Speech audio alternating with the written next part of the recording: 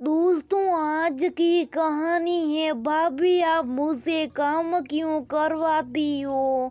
दोस्तों, कहानी शुरू करने से पहले अगर हमारे चैनल को सब्सक्राइब नहीं किया हो तो कर लीजिए ताकि आपके पास पहुंचे हर रोज नया वीडियो। कैंसर से पीड़ित राधा जी अपनी अंतिम सांस ले रही थी। जीवन के अंतिम लम्हों में भी उनको अपनी बेटी पूजा की बहुत चिंता थी।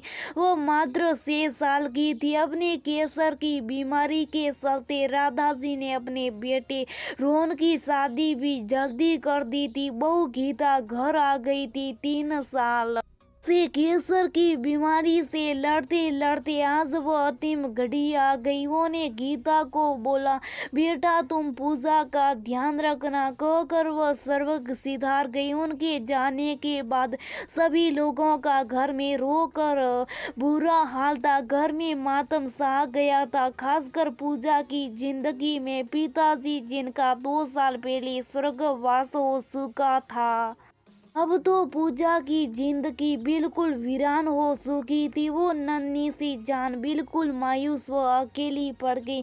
गीता गर्भवती थी तो पूजा का ध्यान तो रखती, पर एक माँ की तरह नहीं रख पाती।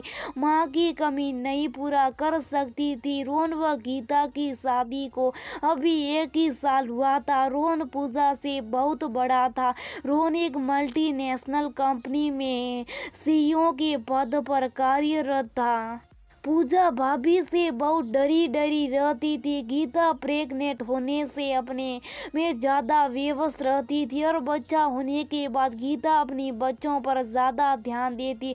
अब पूजा को बहुत ही अकेला और खालीपन लगे। गीता पूजा से घर के कामों में खूब मदद ले। पूजा ये कर दे, पूजा वो कर दी। उसे पढ़ने का मौका भी ना दे, पर पूजा पढ़ने में बहुत होशियार थी। बहुत ही कम पढ़कर बहुत अच्छे अंकों से पास होती थी। कभी कभी पूजा व रोहन की बुआ आकर बच्चों के साथ रहती। पूजा को काम कराना उन्हें पसंद नहीं था, मगर क्या कर सकती थी।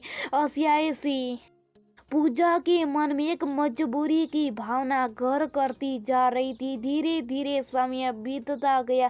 पूजा व गीता की बेटी परी एक साथ बड़ी होने लगी। पूजा को घर में अब एक अपना हमदम मिल गया था। एक ही स्कूल में पढ़ती थी। दोनों पूजा परी का बहुत ध्यान रखती थी। स्कूल में बिल्कुल अपनी छोटी बहन की तरह प्यार करे। समय पंख लगाकर उड़ गया। कुछ समय बाद पूजा जॉब करने लगी और परी भी पोस्ट ग्रेजुएशन करने लगी।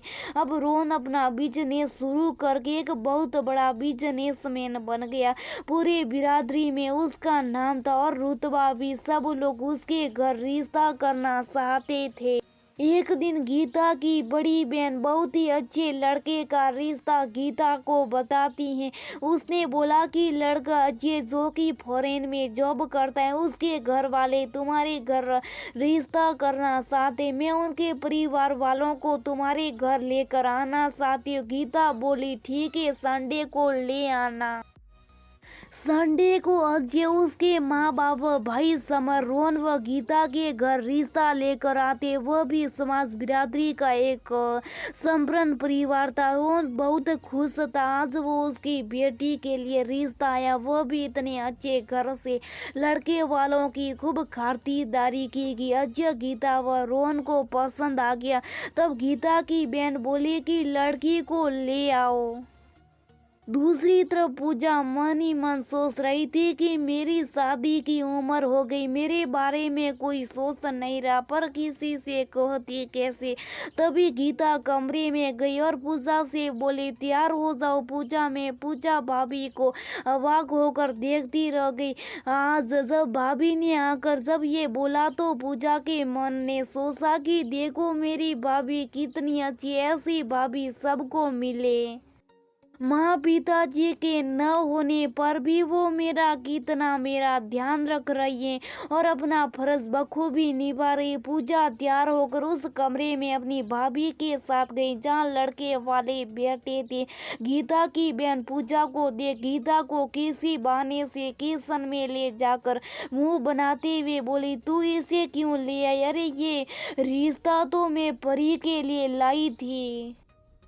दीदी पूजा मेरी बेटी जैसी, पहले मैं इसकी हाथ पीले करूंगी। अपने कैसे सोचा कि मैं पहले परी की शादी करूंगी, पर गीता ये तो बहुत ही अच्छा रिश्ता। हाँ मुझे पता है दीदी, लेकिन मैंने पूजा की जिम्मेदारी ली, इसको मैं अच्छे से निभाऊंगी। तभी पूजा किचन में आ जाती और उनकी बातें सुनकर आज अपनी आंखों में आंसू आने से न रोक पाई और बोली, भाभी अब कितनी अच्छी हो। कहीं बार कहते कहते चुप हो गई। हाँ बोलो पूजा भाभी, कुछ नहीं बताओ बेटा। आज न जाने कैसे पूजा भाभी के अपनेपन से भावुक हो अपने मन की सब बातें भाभी को बता देना चाहती थी।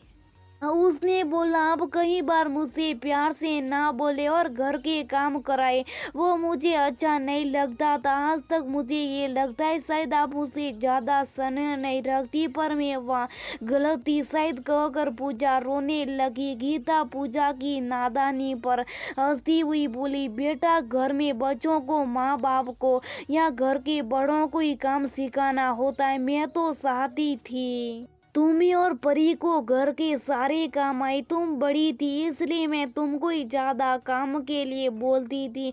नादान पूजा को आज अपनी भाभी का काम करवाना का कारण समझ में आ गया और वो भाभी के गले लग गए। फिर सुबकने लगी। तभी रोन खुशी खुशी आकर बताते कि उनको लड़की पसंद है, वो एक हफ्ते में सगाई करना चाहते। ये बात सुन सब बहुत खुश हुए।